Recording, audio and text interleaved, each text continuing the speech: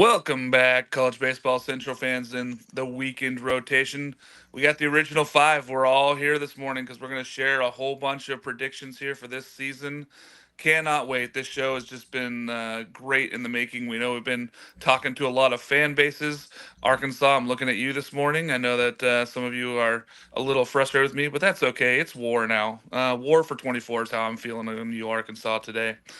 Noah, how are we feeling today? I'm concerned for your safety if you're going to be getting into any sort of spat with Arkansas fans. They are tracking your IP address as we speak, but obviously pretty excited to be back here for the kind of final tune-up before the season. I'll tell you, Market, I'm hearing that we're, 19 days away from the season now, and yet I've already stopped working, so it might as well be opening day. That's good. I didn't know Arkansas fans could track IPs while they're chewing on crayons. AJ, how are you doing this morning? Your life is in danger, Mark. I'm concerned for Jake's life because we're doing bold takes today, and that could go anywhere. Yeah, there's a lot of us that are going to be on some panels today. A little worried now. Alex, welcome back. First show of the year. How we doing, man? I'm doing great. Glad to be back with you guys. Have the old crew back together, ready for the season to start. It's going to be fun. It's going to be a great season. Jake, hot take Jake today. Yeah, it's almost fitting that we're here as all the teams kind of have their first scrimmages of the season in the spring. Feels like it's just kind of like our first scrimmage as we get ready to go through some college baseball. Well, we're supposed to be the professionals, Jake, so I hope that we're not taking this as a scrimmage, but we're getting into it, right? We got some fun stuff here for you guys. We apologize in advance for Jake. No, we don't. Well, I'll never apologize for Jake. I'll take him everywhere. So we're going to be doing Omaha 8s. We're going to be doing a Golden Spikes draft where we're going to do serpentine draft picks for us here.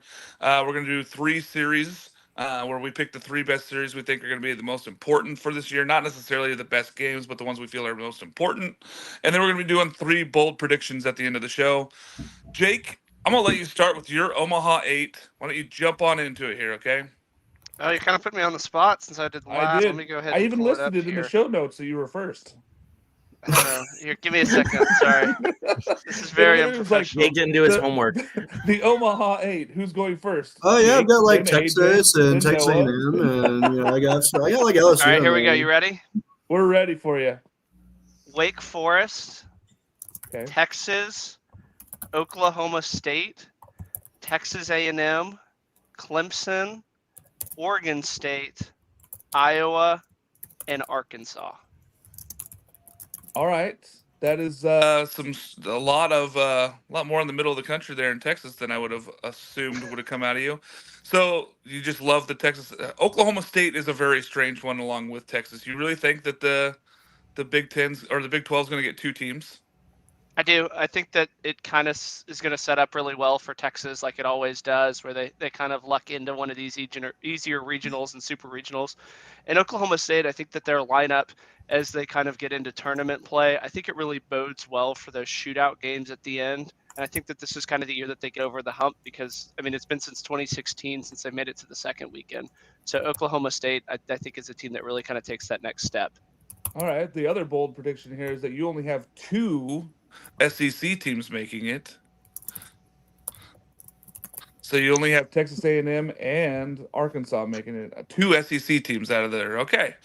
AJ, I'm going to let you go next here with your Omaha 8. I assume there's going to be more SEC teams than the 2 that were predicted before. Yeah, and I got them lined up in alphabetical order for you. So I got Arkansas, Clemson, Kentucky, Oregon State, South Carolina, Tennessee, TCU, and Wake Forest.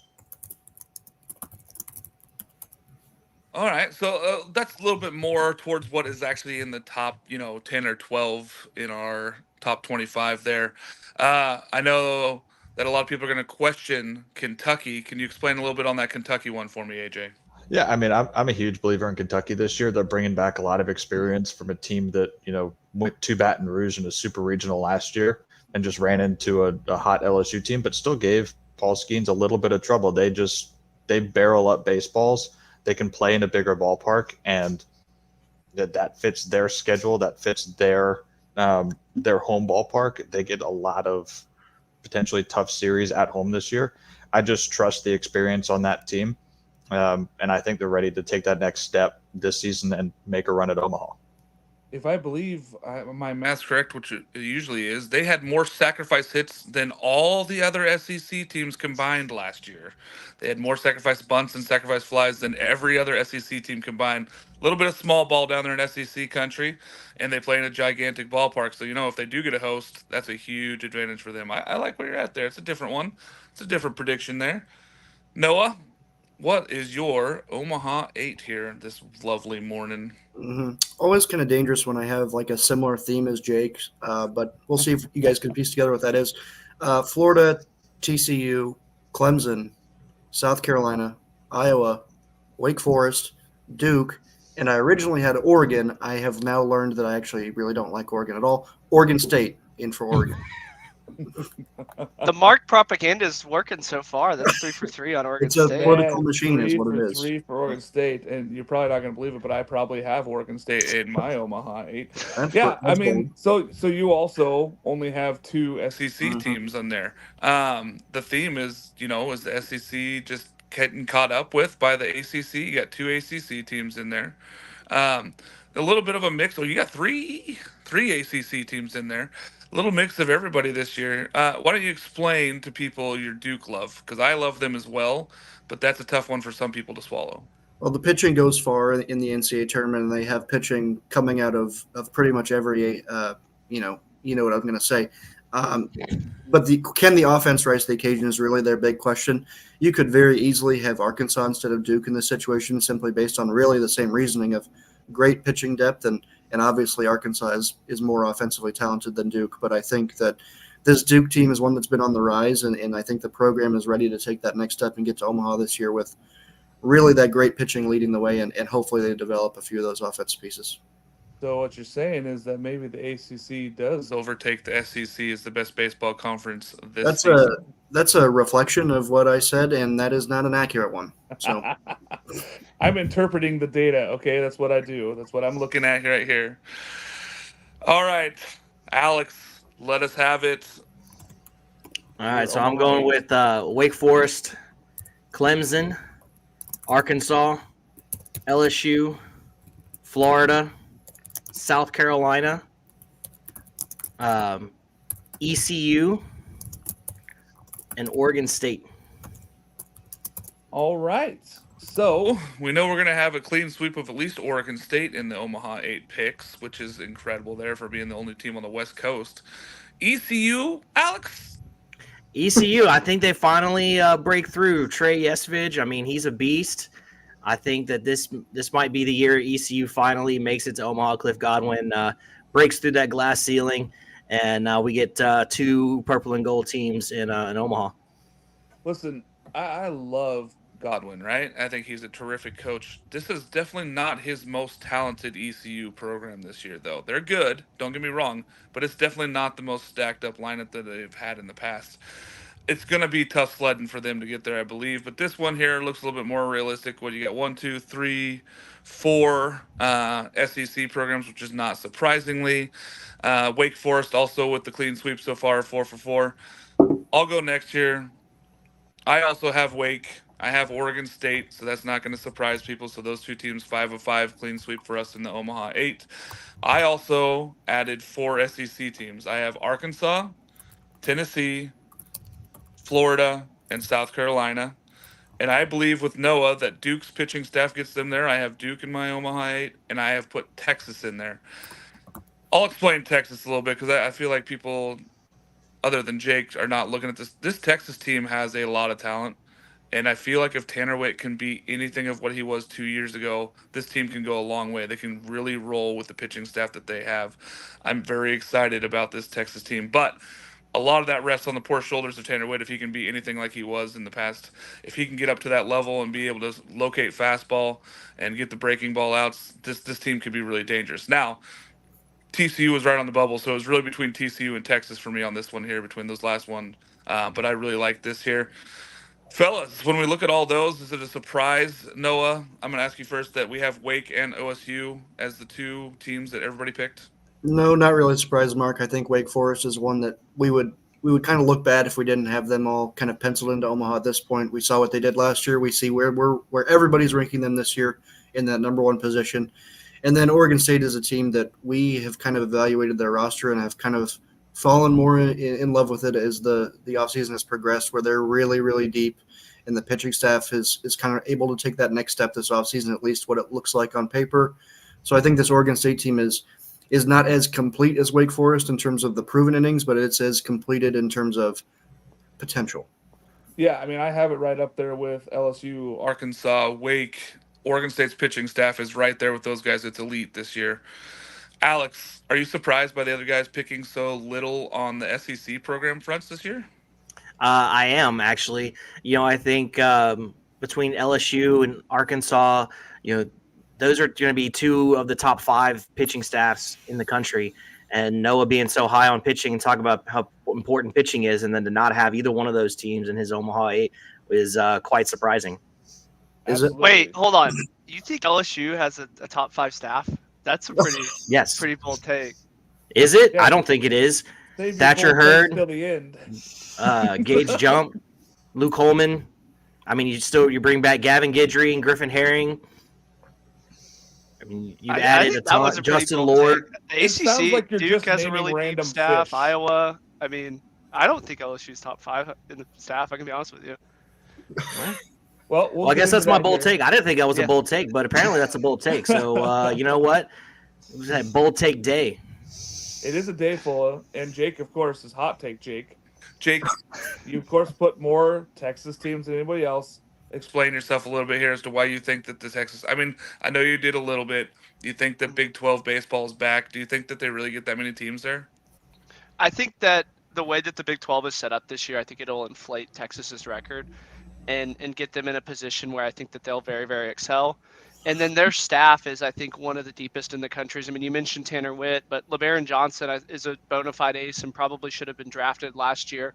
And then Charlie Hurley kind of in the back end, I think, is a tremendous staff. And they have a ton of guys that they can go to out of that bullpen. Heston Tolley's back healthy. And then Texas A&M, I mean, they can really, really swing it. They have kind of a nice mix of freshman arms that learned a lot last year that really, really picked it up down the stretch in postseason play. And then they brought in, the big fish, the big prize, Braden Montgomery out of Stanford to kind of be the right fielder. So I think the sky's the limit for those two Texas teams. March 20th, over under, they get their first starting pitcher win.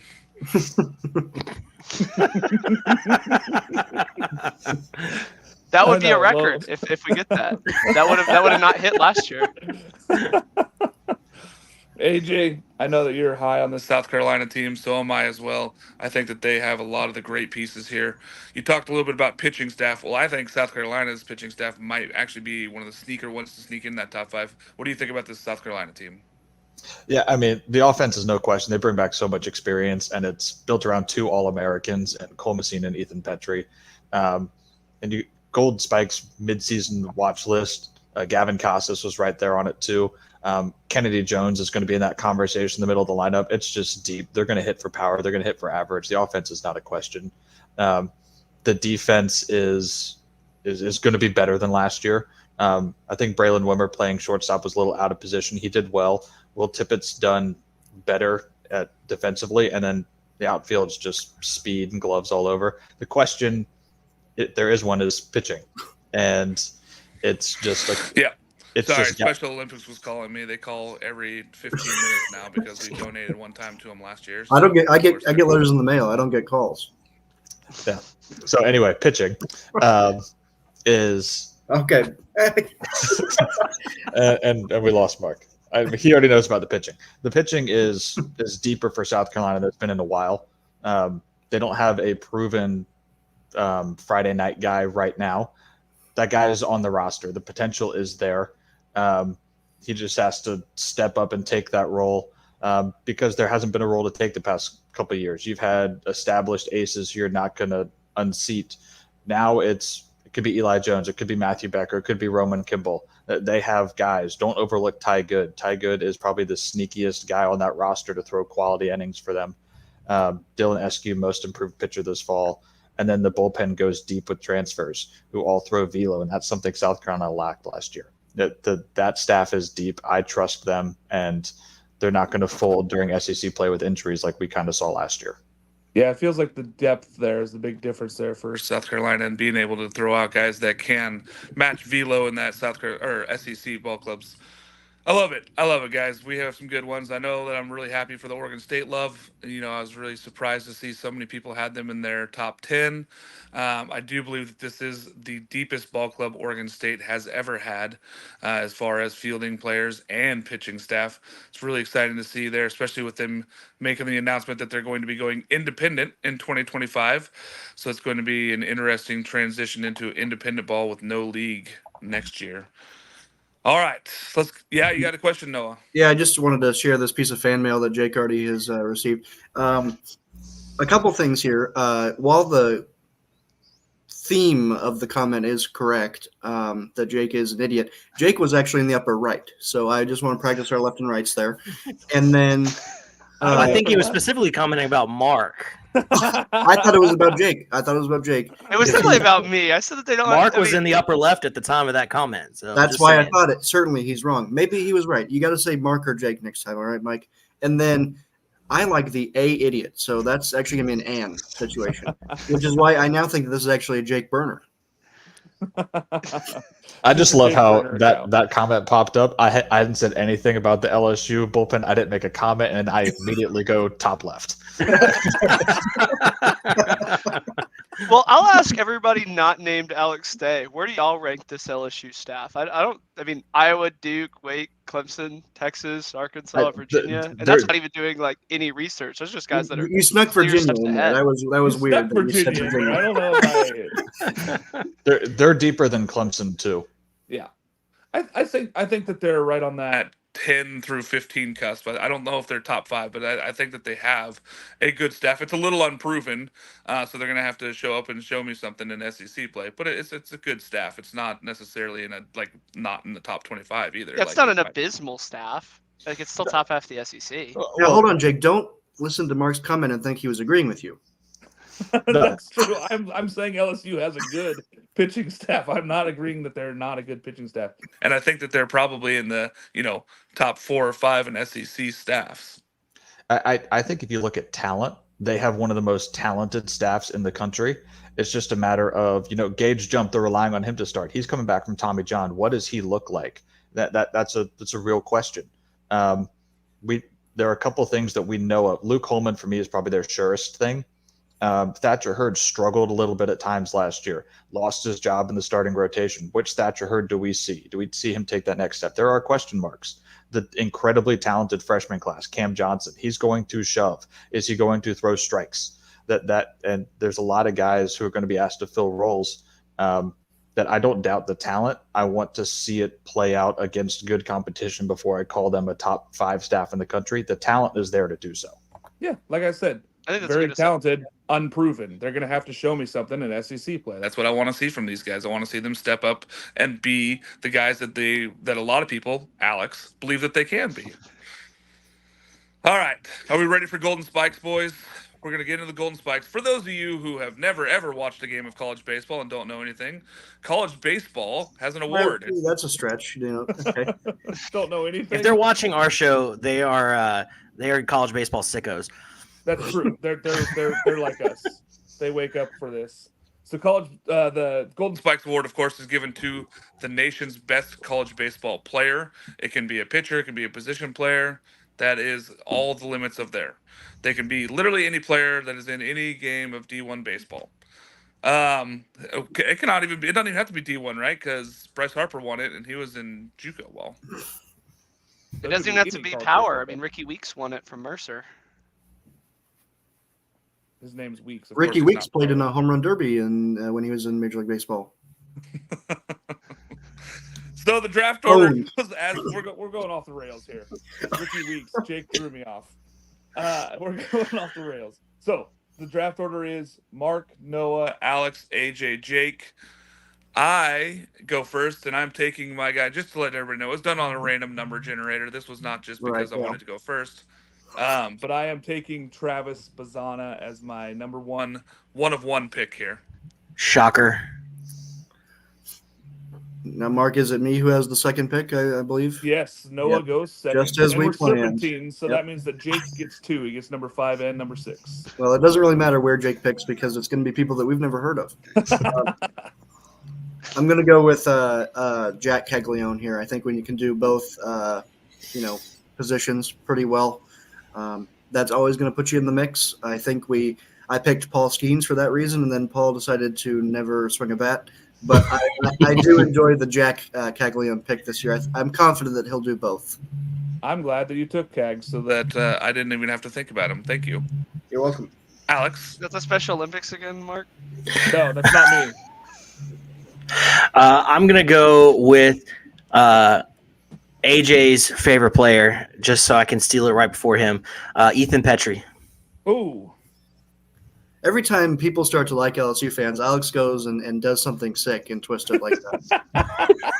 I did not see that one coming from you. I did not see that coming, Alex. I'm gonna be honest. I thought I might sneak out and get him at number 10 there. AJ. Yeah, I mean that kind of takes that decision away from me. I'm going to go with a guy I picked last year. That's what I thought. And it was in the vein of, if someone can do what Ivan Melendez did and slug his way to a Golden Spikes, it was this guy. Bad a little bit of injury. He's back. He's healthy. He's going to lead that Wake Forest offense. Nick Kurtz. I like that pick. I like that pick a lot. Jake? I'm going to go first pick, Charlie Condon. I'm surprised he's here as long as he has. I'm not sure he'll get the exposure, just that Georgia doesn't really have a lot outside of him. But I think he is one of the best talents in college baseball. So he's going to be my first one. And then J.J. Weatherholt out of West Virginia. Ooh, I think he's poised for a big, big year. He won the Big 12 Player of the Year last year in returning. And I think he's going to take an even bigger step forward. And his draft stock has just been on an incredible rise for the last year. So those are kind of my two. Jake, you've made 2 better draft picks than you have ever before. I'm impressed already. AJ. Yeah, I'm going to keep it in the ACC again with another guy I picked last year. He also wasn't healthy, so we didn't get to see the same explosion that we saw his freshman campaign. Vance Honeycutt. He is dynamic center fielder. If North Carolina's going to make some noise this year, it's going to be because of him. With Matt Horvath gone, he's going to have to carry the offense. If he does that, it's a brand name. He can put himself in conversation for Golden Spikes quick. Absolutely. Yep. That's if he comes back and is healthy this year, we know he had the lower back issues and the upper leg issues last year, so hopefully he comes back healthy. That's a big pick. Alex. Well, I think Is it? I'm going to go with. I think I'm going to. Sorry, my wife was texting me. I'm going to go with Tommy White. I'm not sure that actually happens, but the guy hit 24 doubles and 24 home runs last year, over 105 RBI. Those are some pretty gaudy stats. And while hitting 370 as an average. So, and he was not healthy most of the year last year. He dislocated his shoulder in the first game. And then he said yesterday at LSU Media Day that his shoulder probably popped out 20 more times over the course of the season. So he had off-season shoulder surgery. And so I expect him to be, the real catalyst for LSU lineup that has some question marks on it. That's fair.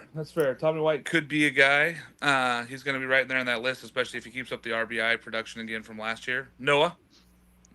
Yeah, I'm going to go with Mike Sirota from Northeastern. His name was mentioned before the show. I was worried I may not be able to snag him, but I'm going to go ahead and do that right now. Thank you. That's a good pick there.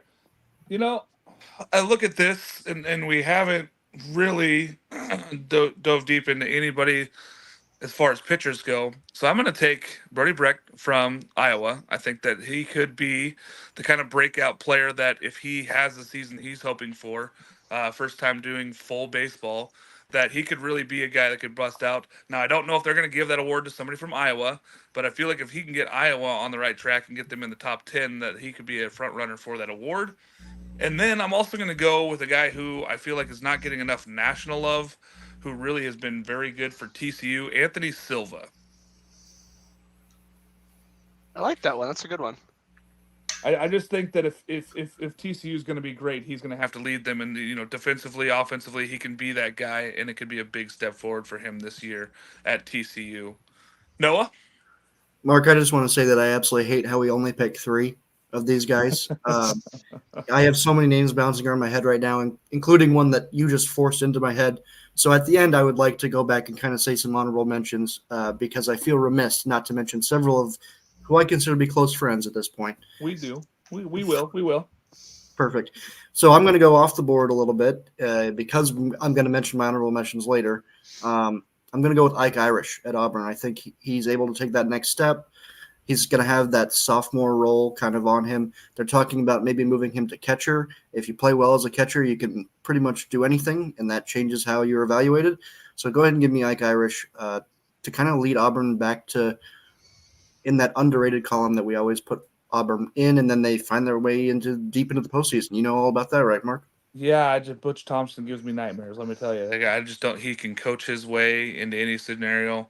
It feels like one of the better teams that has not won Omaha, and that's just surprising to me. Alex, I think I'm going to go with another player from the state of South Carolina and go with Cam Canarella from Clemson. that's a good one. I think he's going to give Vance Honeycutt a run for his money for the best center fielder in college baseball this year, and I think he's got a real shot. Yeah, and he's very talented, right? And he had a great season last year. He's going to have to build off that this year, and he's going to have a little less help around him as far as the lineup goes. So it's going to be really focused on Cam Canarella. I like that pick there. AJ. Yeah, I just want to go on the record that my dark horse pick was Ike Irish. Never got didn't get the chance. So instead, I'm gonna rob some low hanging fruit right in front of Jake. Jace Lavalette. He absolutely has the talent, the physical tools to just put up outrageous numbers, similar to what we saw from Charlie Condon last year, and just with more speed, he can be more dynamic in the outfield. He can be just a true weapon. My question is A&M good enough to have the supporting cast around him to boost those RBI numbers, to run scored, stuff like that? That's not just pure power and his own self-generated stats. So that's my concern with Jace, but the talent's absolutely there. He could be the first overall pick in next year's draft. So he's very talented. Huge bat, can hit the ball 500 feet. He's really talented. But I'm with you, AJ. I don't know if A&M does enough around him, but we'll see. It's a long season. Hot take, Jake. You get pick number 15. I'm actually really glad you picked him because I wasn't gonna pick him, and I was kind of gonna be sad that he wasn't on this list. Noah, I'm sure is gonna roll his eyes at this, so I can already feel it. Gavin Cash. Unanimous Big 12 selection last year, really kind of took the college baseball world by storm out west. 26 home runs, a ton of power. And I think Texas Tech has a few guys around him that his RBIs are going to shoot up again. And he really, really, I think, was one of the best players in the Big 12 last year, down in Big 12 play. So Gavin Cash is – so I went with 2 Big 12 guys. This is the surprising nobody face, Jake. This is so – Noah, you mentioned some honorable mentions. I'll let you go first because I know that there's a ton of guys out there. I mean, we only picked 15 here, right? But there's 30, 40 guys that could win this award. That's why the list is so big at the start of the season. Noah, who are some of your dark horses or people that you just wanted to honorable mention? There were really 2 that were really strong on the tip of my tongue. Seaver King at Wake Forest. I really didn't want to pick somebody who also has a Golden Spikes contender on his team. That's why, no offense to AJ's Jace pick with Braden Montgomery, but Seaver is somebody that is really, really going to be an exciting player. And I think that he's one of those guys that you tune into Wake Forest games to watch him. And I think that's going to be a really, really nice piece of his kind of case to win that award, because I think that's what Ivan Melendez had with Texas. When he would come up to bat, you would say, all right, let me tune in for that. And then you took Silver from TCU. I'm on Peyton Tolley from TCU. Good too. I really, really like Tolley. I can already see myself regretting not taking him. That's an outstanding player for TCU, the Wichita State transfer. Haven't seen what he can do in the Big 12. It could be a culture shock to him, but I have a feeling it's not going to be, and I'm excited to watch him as well. And he's a big piece why I have TCU at Omaha. Yeah, I agree. I think that he could be, but again, unproven. And to me, this award really takes a tough point. If you are unproven, you have to really step up. Same with Steve King, that he'd Yep. have to really step up to have a huge season. AJ, did you have any honorable mentions you want to throw out there? Yeah, I was going to throw out Peyton Tolley, but again, Noah took that. He seems to be doing that here recently. Same page. Yeah, but if I had to go pitcher, I stray away from pitchers because we saw what Paul Skeens did last year, and he didn't even win it. It takes a standout year for a pitcher to win it, something completely unprecedented, like a Kevin Kopps when he won. Like no one saw that coming. He was by far the best player in college baseball that year, and I think another Arkansas arm could be just the best player in college baseball. Hagen Smith has the absolute stuff. If he can lead the best rotation in all of baseball and just put up outrageous numbers, he can go sub-2 ERA in the SEC. And if he does that, he's going to be on that short list at the end of the year. I love Hagen Smith, love what he does. Also love some of just the power hitting first baseman in the SEC. If they can hit for a little bit better average, give me a Hunter Hines, give me a Blake Burke. If they can hit around 330, 340 with 25 home runs, close to 90 RBIs, they'll be in that conversation as well. Yeah, I'm also a little surprised here that nobody mentioned guys like Braden Montgomery who are making the shift to SEC ball. He's had 2 very fairly seasons, right? He's been pretty good. Is this the 3rd season he steps up and does big things there? Can he help Texas A&M? It's going to be really interesting for me. Another guy I'm going to steal before Alex goes is I think Thatcher Hurd, if he has the kind of season that LSU fans are hoping he could get there. I personally don't think that LSU is going to be there at the end of the season, but I think that Thatcher Hurd could have the kind of season that would put him in that conversation. Alex, do you have any honorable mentions you want to throw out there?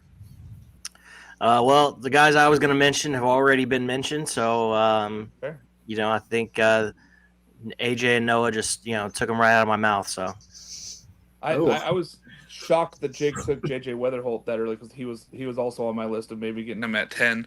Jake, do you have anybody else that you want to throw out there as an honorable mention?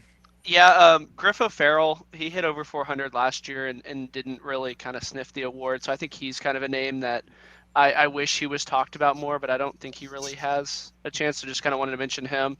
Brody Donay, the Florida transfer, I mean, the power truly is there, and he's kind of going to be in front of the spotlight at Florida. Malcolm Moore out at Stanford, he's kind of, the last hurrah, the only guy that's kind of left from the gang all leaving. And then Carson Binge out of Oklahoma State are kind of the 4 names that are really, really under the radar that I think are going to have tremendous seasons. Yeah, my problem with Malcolm Moore is that I don't think Stanford's going to be very good this year, and it's kind of your team has to be pretty good for you to be mentioned in this category. So I think that also hurts a lot of these guys who are individually great players, but you don't really get mentioned in the Golden Spikes unless your team is pretty good as well. All right, we're going with the 3 series here. Jake, you get to start us again, but I want to know your 3 series that you are excited for. Now, this does not necessarily have to be the ones that you think are the best, because, of course, there's going to be a lot of those would be SEC series and going through those. This is the ones that you think are either important for the season or ones you just would want to watch. I think the 3 that I pulled up are Texas, TCU. I think that feels like it's going to be the Big 12 crown. It's going to be in Austin. Last year was a really, really tightly contested series, and I think this year it shapes up to be. So I'm really excited that I get to go see that one.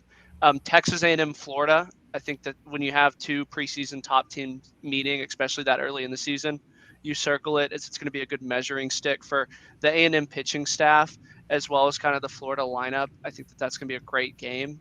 And then LSU, Arkansas. I mean, it is just the 2 most rabid fan bases in college baseball getting after it. 2 teams with super, super high expectations. So those are my theories: are Texas, TCU, A&M, Florida, and LSU, Arkansas.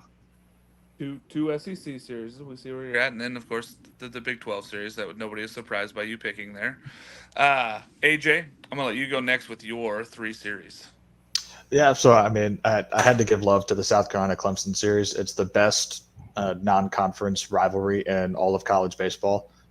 It's up there for the best rivalry in all of baseball. It is pure. It is home, and neutral site. It is just 2 rabid fan bases that hate each other with everything they have, and it's 2 top 25 teams going at it. It's back where that rivalry used to be, and don't be surprised if we see this matchup later on in Omaha as well. And then I got 2 series that kind of could just set some teams for jumping off points to really contend. First one is Wake Forest and Duke.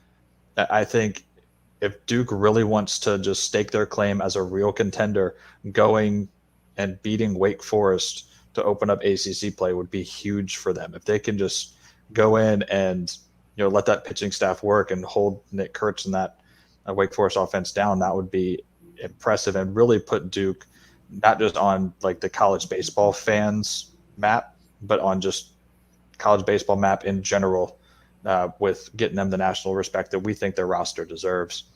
And then in the middle of the pack in the SEC, there are a lot of teams vying for life and going to need to steal some wins. That Georgia-Kentucky game, Georgia is completely different than what we saw last year. Wes Johnson, so many transfers, Kentucky coming off a super regional, but they're both kind of being thought of as middle of the pack SEC East teams that could make some noise. Most look to Georgia's rebuilding. If either team wants to take that next step and wants to really get off and run with their season, that's going to be a big series for both of those teams. Yeah, and you mentioned first that South Carolina Clemson series. I love that they go home, neutral home. I think that it's one of the coolest series in college baseball, and the fans there in that area just gotta love that. It's big, and I think both those teams are going to be making runs for Omaha, so it's also that much bigger when it means more, and it's a non-conference. I love that one, AJ. Alex, give me your 3 series that are important this year. Well, the first one I'm going to go with is Wake Forest, Virginia.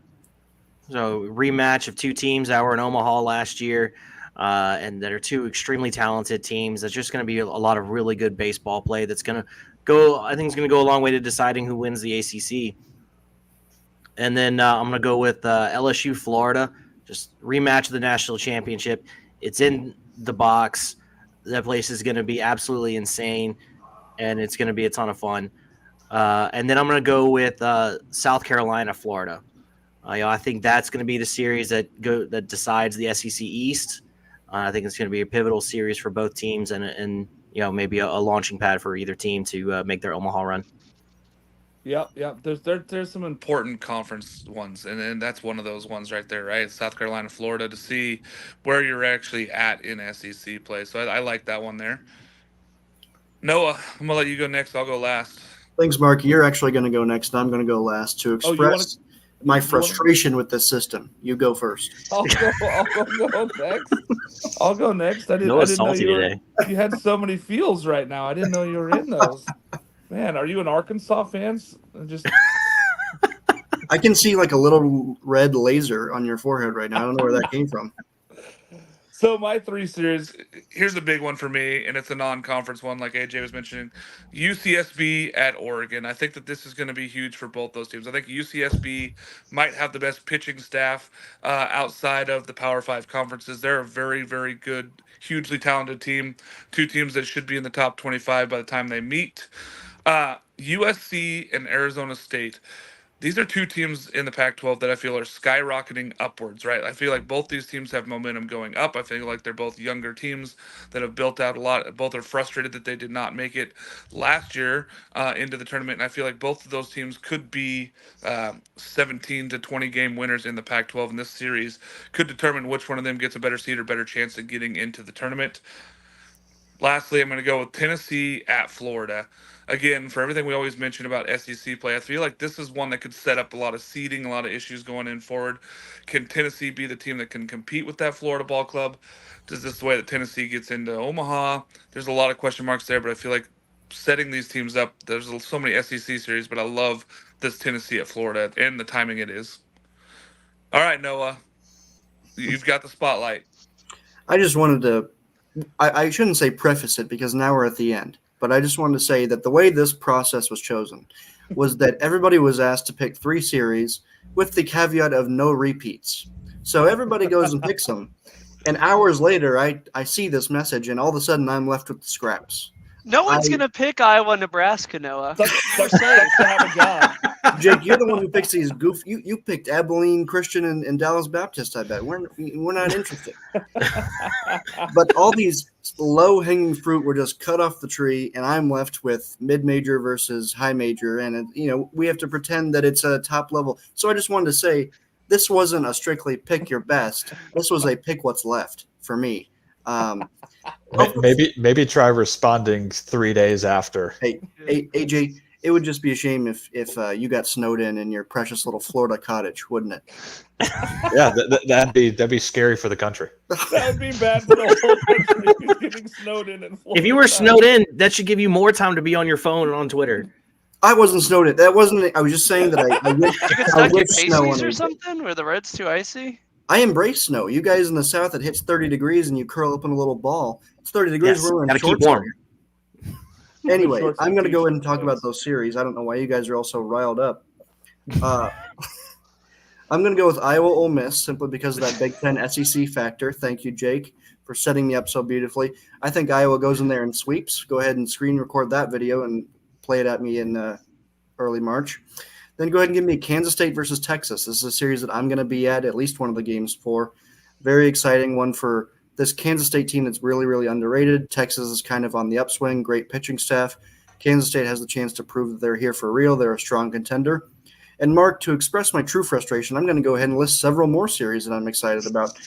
Xavier Clemson and also Xavier LSU. I love this Musketeer program. They play two high major teams. Indiana, Maryland is a great one in the Big Ten. Wake Forest, Clemson is one that's going to decide the ACC. And give me Florida, Arkansas in the SEC in terms of talent versus talent.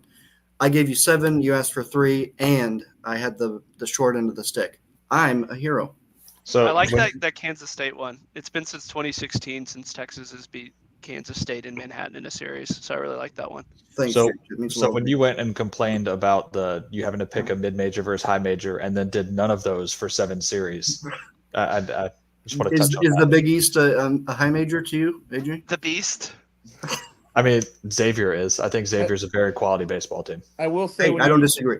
you're naming yourself a hero feels like a villain origin story, but I'm just saying, I don't know about this one here for you, Noah, but if you responded in time, you would have had any picks you wanted. You're just a little slow on the dial there, and the rest of us all had ones in mind. None of us complained about picking each other's series, so I don't know where you're coming from. on You're this slurring your words, Mark. Nobody can understand you. I want to clarify something that AJ said about Xavier being a good baseball team.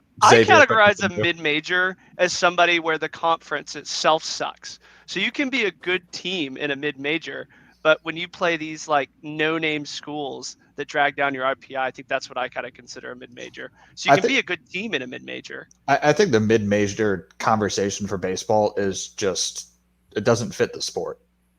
It fits in football. It doesn't fit because if you go Power 4, Power 5, that doesn't fit in baseball like it does in football, where these schools and conferences just pump money in. Baseball is so just nationwide, and you have deep teams all over the country. For me, the high major versus mid major thing, that's not how I would even categorize those teams. I look at Coastal, and I don't view Coastal as a has been or a doesn't have in college baseball. That's not how I view them. We look at schools like Rice and Cal State Fullerton and what they were. They can easily get back to that just because of their programs. I just don't like the mid-major designation.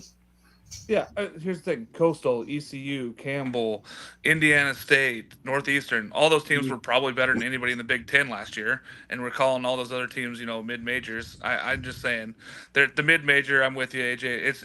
It's a regional thing, right? Baseball's more regional than anything else, and who you play in your area matters more to me. So, like, when Coastal plays South Carolina, that's a great series. I like that better. Not enough talk about Iowa State and Wisconsin baseball. Thanks for chiming in, Dan. And Tulsa. Let's go ahead and throw Tulsa and SMU in as well. Colorado. It's like College of Charleston football. So, bold predictions here. We don't know what other people's bold predictions are. We are doing this blind as we wanted to keep this secretly. What a concept. You know what, Noah? Just for that, I'm going to let you go first so you feel like nobody can take any of your bold predictions away from you. You have all your spoon-fed bold predictions. Here we go. Are you wanting us to reveal all 3 at once? We're going to go in a circle? All 3. I want you to go all 3. Give me all 3. Okay. So my first one is that a Big West team hosts a regional, and I doubled it, and so does Xavier. So I did like a parlay with that one. So that one. You're saying Xavier and a Big West team Yep. both host a regional. Yep. That's right. UC Irvine or UCSB. 14 teams left to host regionals. That's 2 of them. Okay. I was under That's the bold. impression these were bold predictions, Mark. Are they not? That it doesn't get bolder than saying Xavier's going to host a regional. Hold on. Do they have like the capacity to be considered a host? If you are the host team, you're a host team. It doesn't matter whether it's in a stadium or not. And I'm not here to say that they don't. Where are they going to play it? Like at Great American Ballpark? They host the Big East tournament, I believe. So that's good enough. Yeah. If you can host the 4-team Big East tournament, you can host the 4-team regional. There you go. Yeah, 100%. The second one I have, and it's kind of funny language I use because Alex used it earlier. I'm just going to say that I don't really believe this one, but I put it down to make myself look better. ECU breaks the glass ceiling and gets to Omaha as a national seed. So again, I did parlay 2 things there to make it even bolder to kind of stand on top of you guys. And then this last one is, so I did agree with Alex on the glass ceiling with ECU. Here's where I completely lose Alex. LSU misses the NCAA tournament. This is a pattern we've seen the last 2 national champions from the SEC West. It's not personal with LSU. It is, but it's not personal. Mississippi State and Ole Miss the last 2 years did this exact same pattern. Well, why not make it 3 in a row? I cannot believe that you took my number 1 bold prediction. That is unbelievable. LSU not making the tournament was my number 1 bold prediction. So I'm going to have to go a different direction. But thank you for that, Noah. That is that's why it was my least bold one. I said that too as well. So I gotta use the backup. We all had LSU hate coming into today. No, I have them making a tournament. I can't go that far. That is wow. Well, those are bold. AJ, I'm gonna let you go next. Yeah, so my first bold prediction is that I think the streak finally ends. I think the number 1 national seed wins the national title this year. Do you think Wake Forest wins the national title? That's what you're saying? Whoever ends up in that in that spot, there are a lot of teams who can battle. If Wake Forest struggles a little bit on the mound with some lack of depth, then I think that the streak is over. It's time.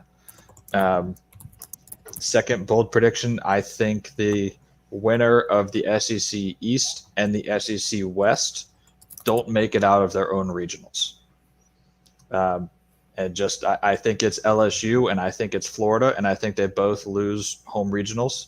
I think neither of them make it to a Super or Omaha.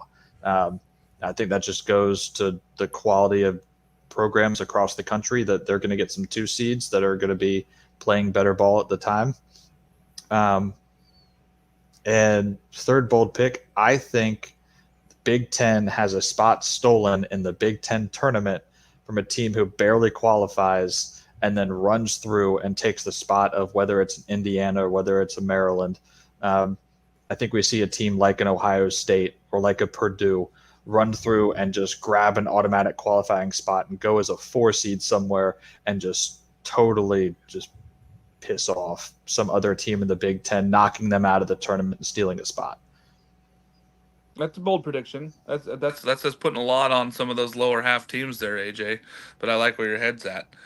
Alex, I want to hear your 3 bold predictions after you heard us just trashing all over LSU. His bold prediction is LSU makes the tournament. The way you were apparently you were treating in a reckless manner right now, Jake. That is dangerous. Apparently, one of my bold takes was that LSU was going to have a top 5 pitching staff. Jake, so I'll you count cannot that. tweet this without context. You cannot tweet LSU misses the tournament and quote me without saying that it's a bold prediction. Boy, Noah, you're going to have to join me in the safe house here in a little while. What I need to do is spaces. Like, we'll have to remake that picture that you made of all the South Carolina fans. For me, no. Yeah. That's fine. I think someone just lost access to the main account. This was on his personal. This was personal. Jake's been blocked. Alex, go ahead. Sorry. So you're saying LSU is a top 5 pitching staff when some of us had them not making the tournament. Okay. Yeah. I think Mississippi State finishes dead last in the SEC and fires Chris Lemonis. That's not a bold take. That's just what it's going to happen. That's lukewarm. I mean, Well, and then ECU breaking the glass ceiling, getting to Omaha. That was my other, big bold take. Since, I actually had the courage to put them in my Omaha 8 and say that, as opposed to someone else who just said it and didn't even have them in those Omaha 8. I It did does feel say like it that I has a little don't bit believe more it. weight. It I does feel said like it that has more weight. it's a bold prediction, but I don't personally believe it. Well, if you don't believe it, then why are you predicting it? It's okay to be bold, Alex. That's the whole point of a bold prediction. Like, it's not a bold prediction to say Wake goes to Omaha. That's rich coming from you. I know we're turning all the pots black over here. Yeah. All right. So ECU going to Omaha. That is a big one though, and you did have them in your Omaha 8. So I'm all over that one, Alex. I can appreciate that because I do not feel like ECU is that good this year. Jake, Intellectual consistency, Noah. hot take, Jake. I'm going completely the other way. I think ECU doesn't make a super regional. I think that they're masked in kind of a weaker American conference as some of the, like Houston left, UCF left. They really, really struggled on the road last year, and I think that they were an even better team than they were last year. So I don't see ECU making it to even a super regional, let alone in Omaha. I got a combination of 3 SEC hot takes. Florida doesn't make it out of their regional. I think that they get a good old flop like we're used to from Florida. I think Missouri breaks through. I think they make a regional. And then I think South Carolina's pitching is kind of what dooms them in postseason play. I think they're going to be a very, very highly rated team heading into the tournament. And that back end of the bullpen, I think, is going to doom them. And then lastly, in my boldest prediction, I have no idea why I said this. It's just kind of a feeling. I think TCU flops. I don't think that they're really as good as they kind of lead on. I know that they have a tremendous staff. They're bringing back 2 freshmen. But I think TCU takes a big step back. I love that you choose the back end of South Carolina's bullpen. Like, that's not the only proven part that they're returning from last year. Only innings that they're returning, but that's cool. Hey, it's a bold prediction. That's just why it's bold, AJ. Yeah. I didn't say, they lose on Friday night and roll through a regional. That would be the normal take. I laughed when you were talking about the Big Ten teams and somebody steal it. I actually said 2 Big Ten teams make it to super regionals, but none make it to Omaha. That's my number 1 bold prediction, that 2 of them make it to super regionals and none make it to Omaha. I think it could be any combination of Iowa, Indiana, Maryland, and any of those 3 would not shock me necessarily. You forgot one, Mark. Rutgers. Yeah, go ahead and add Rutgers to that list. People are loving Rutgers. I don't think that if they do, they're not going to be the team that makes it to that. But I think if any of those other 3 do, I do believe that they could get to a super. So that was one of my bold predictions. The Pac-12 wins the title this year in the final year of the Pac-12. I have the Pac-12 winning the College World Series. Pac what? Pac-12. Thank you. So, or you have Oregon State winning because they're the only one that's a repeat of Oregon State and Arkansas going to the national championship with Oregon State beating them in 2 games instead of 3 this year. I do believe that this is just another smackdown of Arkansas fans. And my number one was LSU does not make it to a regional. I feel like they have a big downside flop this year. I really did have that as my number 1 thing, thinking that LSU is going to struggle a lot more this year than people are thinking. I don't think that they have a bad staff, Jake. I think that they have, 10 to 15 staff, but I don't see the run production. That's my biggest concern there with that LSU ball club, especially in SEC play. I do think that Mississippi State fires Lamonis this year, and I do think that Ole Miss is garbage again. Final thoughts. I'm going to send this over to Jake here for final thoughts first. I really liked a lot of our bold predictions. I think I could see a world where a lot of them come true, but I feel like this is just getting set up for like an LSU graphic when they win the SEC tournament and have an auto bid. It's just all of us laughing about how much they're going to be terrible. But I think that the SEC has a chance to. There's any combination of, I think, 10 SEC teams that could make Omaha. I don't think 10 make it, but I see a world where any one of those 10. That would be hard. I don't think that 10 of the 8 spots could be filled by 10 teams. I mean, they might. That's the thing about the Omaha 8 is there's only 8 spots. Don't patronize me.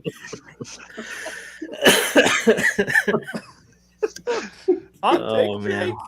He's back. Don't ever change, Jake.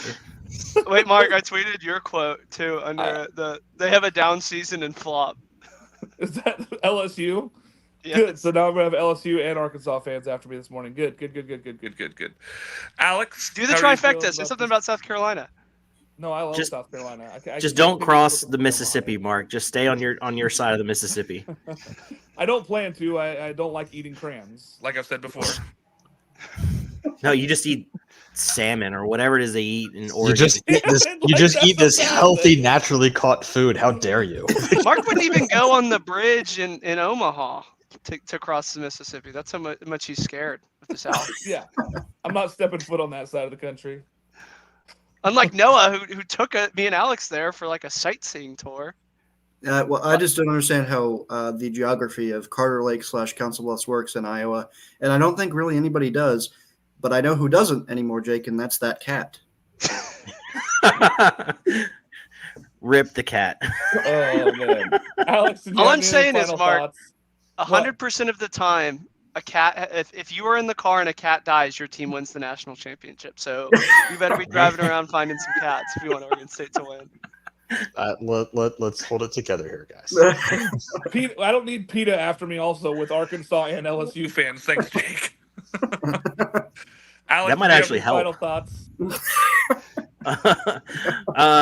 I just don't understand all this LSU hate that's been It's cast. bold. It's bold, is what it is. It's not personal. Yeah, well, in seriousness though, I hope the two of you do come down to Baton Rouge, and so I can show you what this LSU team really is, and you can be proven wrong. And I'm looking forward to this season. I eat salmon, not river rats, Alex. AJ, any Jesus bold Christ. They're called Nutra Rats. All right, Nutria. Nutria. Yeah, I got two more little hot takes potentially. I think we get head coaching turnover in the SEC after this year, but it's not Lemonis or Bianco. What? Ooh, that one is a good one. I think we see some more turnover outside of those two. I think those two perform well enough to keep their jobs. And I think Jake has a good take this year. I think it's possible. I believe in him. I Now think that's bold. Yeah, that's maybe the boldest one. he'll have one. He'll have one. He might not know it when he says it, but he'll have one. Is it that 10 teams make it to Omaha? No, he's going to have to keep going. They just need to expand Omaha. I think that's the case here. Never. Hard no. Noah, any final thoughts for the season? No, not really. Just I just think that we are going to get ourselves into trouble if we don't label some of these things as bold out there and get ready to defend them. And I think Jake is a machine that is designed to kind of wreck us from the inside. So we have to be careful with when we let him outside of his cage. No, what's the first pizza review of the season? Have you announced it yet? Well, it's if this pizza comes, it's supposed to come today now. I don't know if you saw that it got changed to Saturday. If I have 8 frozen pizzas from my freezer that's about this big, it might come today because I'm going to have to delete these pizzas. One at a time, Noah. Take your time. Bold predictions. Again, I love this segment. I think that it's fun every year when we do this. Again, fan bases, we want you to take it in all good fun, but if you take it negatively, that's fine. Just go ahead and attack me and Noah. We can take it. Don't listen to what Jake says. He throws it out there at us. And Jake, all the South Carolina hate in the world is all coming after you. There's no doubt in the world that all South Carolina hate is coming after you all season long. I don't know how you think the back end of the bullpen flops, but I am assuming that is not the take that AJ thinks is correct from you this year. But no, we're really excited for the season, guys. I know we're all going to be going to a ton of baseball games. We're going to keep everybody involved in everything we're doing. Pretty excited here to start. We got 20 days until college baseball starts, fellas. So for all of us here at College Baseball Central and the Weekend Rotation, thanks for joining us again for our fun little show here before the season starts. We'll see you guys here in a couple weeks. I believe we're going to be getting going with the last preseason show. So thanks so much for joining us. We'll see you guys soon.